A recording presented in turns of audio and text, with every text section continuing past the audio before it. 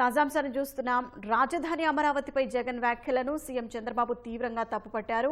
విషం చిమ్మటం మానట్లేదని ధ్వజమెత్తారు. నీటి విషయంలో గొడవలకు దిగితే నష్టపోయేది తెలుగు ప్రజలేనని ఆయన ఇష్టాగోష్ఠిలో అన్నారు. ఇక మరింత సమాచారం మా ప్రతినిధి కృష్ణ అడిగి తెలుసుకుందాం. కృష్ణ, ఇష్టాగోష్ఠిలో సీఎం చంద్రబాబు ఏ అంశాలు ప్రస్తావించారు?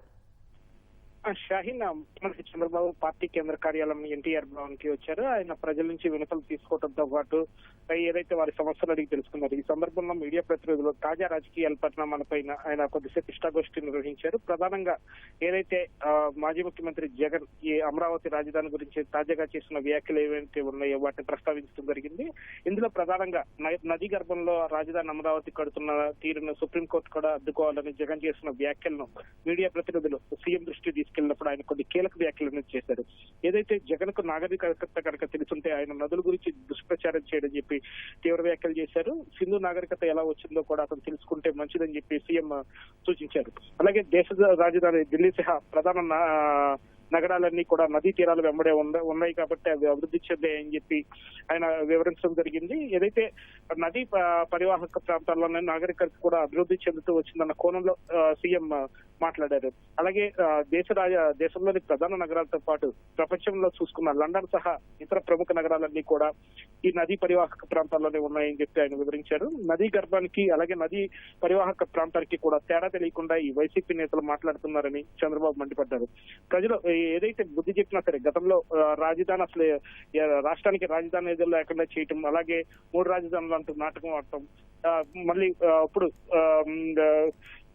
3 రాజధానులు అంటూ చేయటం, మళ్ళీ ఇప్పుడు సీఎం ఎక్కడ ఉంటే అక్కడ రాజధాని అంటూ వ్యాఖ్యలు చేయటం వంటి వాటిని కూడా చంద్రబాబు తీవ్రంగా తప్పుపట్టారు. ప్రజలు ఇప్పటికే బుద్ధి చెప్పినా సరే ఇంకా రాజధానిపై విషయం చెప్పడం ఇంకా మానట్లేదని చెప్పి ఆయన అభిప్రాయపడ్డారు. రాష్ట్రంలో వచ్చే 2 ఏళ్లలో నీటి కొరత కూడా లేకుండా ప్రణాళికలు సిద్ధం చేస్తున్నామని చెప్పి చంద్రబాబు వివరించారు. ఏదైతే నీటిని సద్వినియోగం చేసుకుంటున్నాం కాబట్టి ఈ రాయలసీమలో హార్టికల్చర్ హబ్ అనేది అభివృద్ధి చెందిందని చెప్పి ఆయన వివరించారు. దేశంలో ప్రస్తుతం ఉద్యానవన రంగంలో దేశంలోనే మనం మొదటి స్థానంలో, ఆంధ్రప్రదేశ్ మొదటి స్థానంలో ఉందన్న ముఖ్యమంత్రి రానున్న 10 ఏళ్లలో ప్రపంచంలోనే నెంబర్ 1 స్థాయికి వెళ్తామని చెప్పి కూడా ఒక ఆశాభావం వ్యక్తం చేశారు. అలాగే ఈ తెలుగు రాష్ట్రాల మధ్య నెలకొన్న తాజా నీటి అంశాల మీద కూడా సీఎం మాట్లాడారు. ఏదైతే నీటి విషయంలో గొడవలకు పోతే మాత్రం నష్టపోయేది తెలుగు ప్రజలు అనే విషయాన్ని ఆయన స్పష్టం చేయడం జరిగింది. 2 తెలుగు రాష్ట్రాలు బాగుండేలా చూడటం తప్పెలా అవుతుందని చెప్పి ముఖ్యమంత్రి చంద్రబాబు ప్రశ్నించారు. అలాగే మిగులు జలాలను సద్వినియోగం చేసుకుంటే 2 తెలుగు రాష్ట్రాలు కూడా సుభిక్షంగా ఉంటాయని చెప్పి ఆయన అభిప్రాయపడ్డారు. రాయలసీమకు నీరందించామనటానికి ప్రతిసీమ ప్రత్యక్ష సాక్ష్యం అని చెప్పి కూడా ప్రత్యక్ష ఉదాహరణగా ఆయన అభివర్ణించారు. ఏదైతే ఆనాడు 2014-19 మధ్య చేపట్టిన పట్టిసీమ ప్రాజెక్టు ద్వారా రాయలసీమకు నీరందించి ఆ ప్రాంతం పట్ల తమకున్న చిత్తశుద్ధిని చాటుకున్నారని చెప్పి చంద్రబాబు వివరించారు. ఆ ప్రాజెక్టు ఫలితంగానే ఉద్యాన రంగం రాయలసీమ ప్రాంతంలో అభివృద్ధి చెందిందని చెప్పి ఆయన వివరించారు.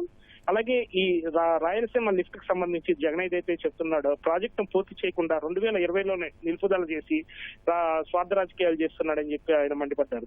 కేవలం మట్టి పనులు చేసి 900 కోట్ల బిల్లులు చెల్లించుకోవడం వల్లే ఈ రాష్ట్ర ప్రయోజనాల కంటే వాళ్ళకి కమిషన్లే ముఖ్యమనే విషయం ఇక్కడే తేటతెల్లం అవుతుందని చెప్పి ఆయన అన్నారు. అలాగే కూటమి ప్రభుత్వానికి మాత్రం రాష్ట్ర ప్రయోజనాలే ముఖ్యమని స్పష్టం చేసిన సీఎం నీటి విషయంలో రాజీ పడే ప్రసక్తే లేదని తేల్చెప్పారు.